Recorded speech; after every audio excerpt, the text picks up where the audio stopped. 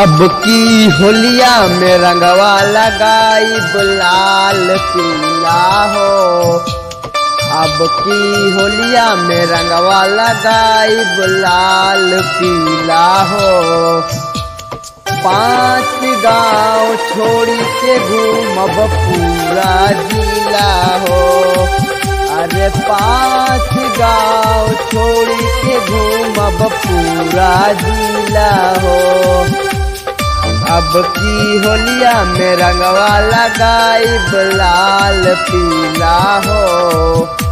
अरे 5 गांव छोड़ी के घूमब पूरा जिला हो। अरे 5 गांव छोड़ी के घूमब पूरा जिला हो।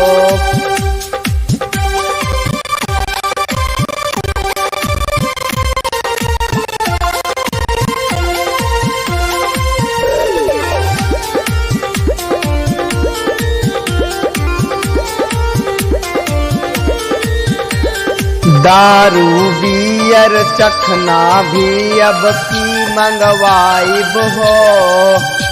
अरे दारू बियर चखना भी अब की मंगवाइब हो।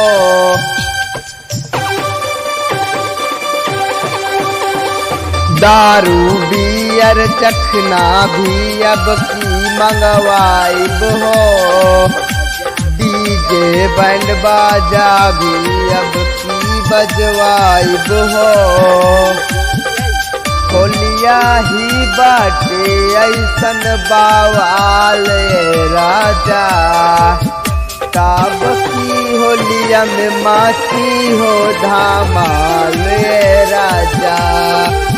तब की होलिया में माची हो धमाल राजा।